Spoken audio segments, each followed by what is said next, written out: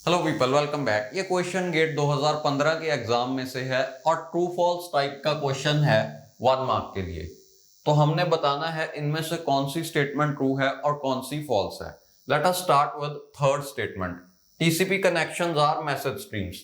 ये गलत है, this is false because TCP is a byte stream. Okay, इस स्टेटमेंट को समझने के लिए हमें पता होना चाहिए मैसेज स्ट्रीम क्या होता है और बाइट स्ट्रीम क्या होता है। Let us start with message stream.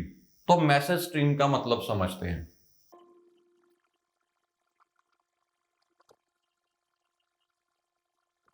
जो भी प्रोटोकॉल हम ट्रांसपोर्ट लेयर पे यूज कर रहे हैं, अगर वो एक मैसेज स्ट्रीम है तो वो प्रोटोकॉल ट्राई करेगी कि एप्लीकेशन लेयर का जो एक मैसेज है उसे डिवाइड ना किया जाए।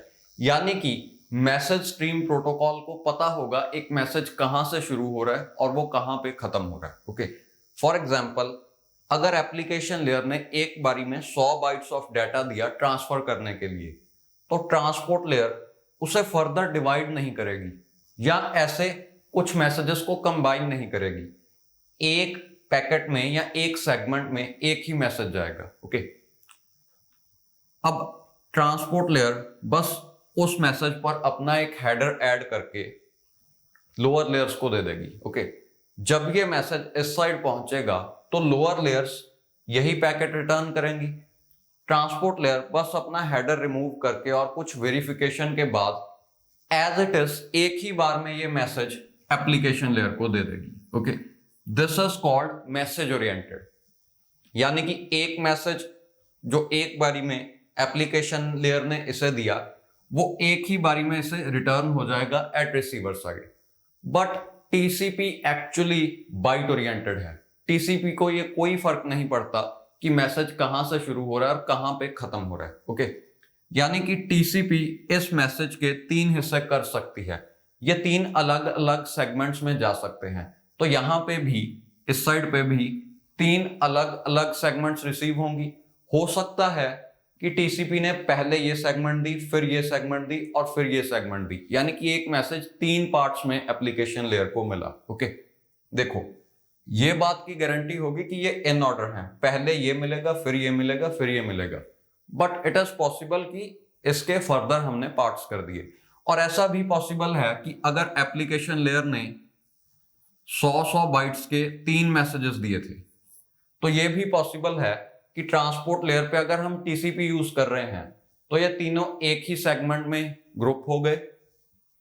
जब वो 300 बाइट्स की सेगमेंट यहां पे पहुंची तो मिले तो थे 3 मैसेजेस 3 अलग अलग बारी में, बट वो वापस एक ही बारी में कर दिए गए, एक ही एज वन मैसेज। ओके, क्योंकि टीसीपी को कोई फर्क नहीं पड़ता कि कौन सा मैसेज कहां से शुरू हो रहा है और कहां पे खत्म हो रहा है। ओके, टीसीपी इसे as a byte stream treat करेगी। ओके, एनीवेज, हमने देखा कि TCP connections are byte streams, तो थर्ड स्टेटमेंट फॉल्स है।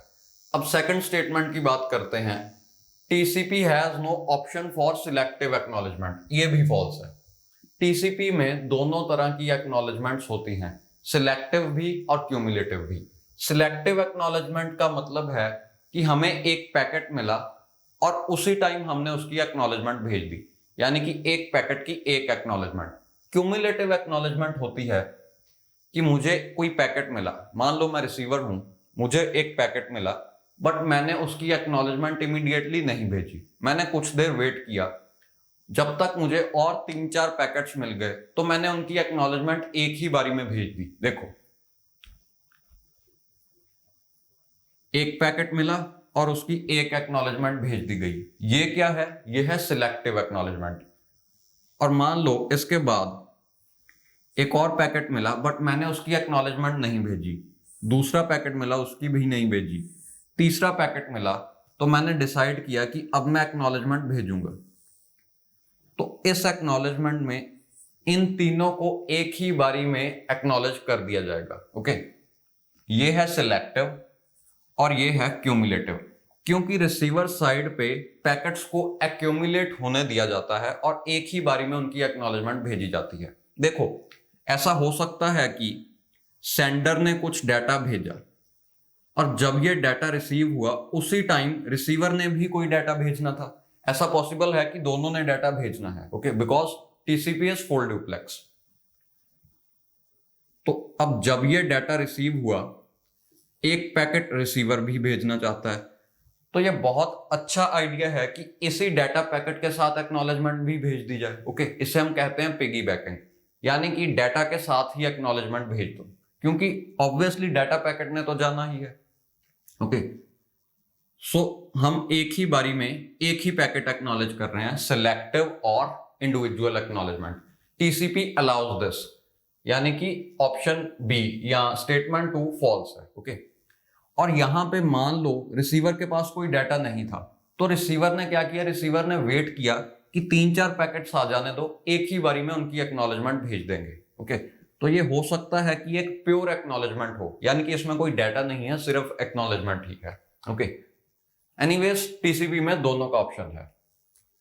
तो statement number 1 says TCP connections are full duplex, सही है। अभी हमने डिस्कस किया कि इसने भी डाटा भेजना था और इसने भी डाटा भेजना था, ये पॉसिबल है। अगर आपके पास एक क्लाइंट है और एक सर्वर है, तो ऐसे भी डाटा फ्लो हो सकता है और ऑपोजिट डायरेक्शन में ऐसे भी डाटा फ्लो हो सकता है, ओके। दोनों के पास एक सेंडर विंडो होगी, एक रिसीवर विंडो होगी। यहां पे एक सेंडर विंडो है अगर ये एज अ सेंडर एक्ट कर रहा है, और एक रिसीवर विंडो है अगर ये एज अ रिसीवर एक्ट कर रहा है। पैरेलली सर्वर के पास भी दोनों विंडोज होंगी, ओके। और दोनों साइड से एक्नॉलेजमेंट्स भेजी जा सकती हैं, क्योंकि दोनों ही डाटा रिसीव कर सकते हैं और डाटा भेज भी सकते हैं, okay. So answer is only first statement is true, okay.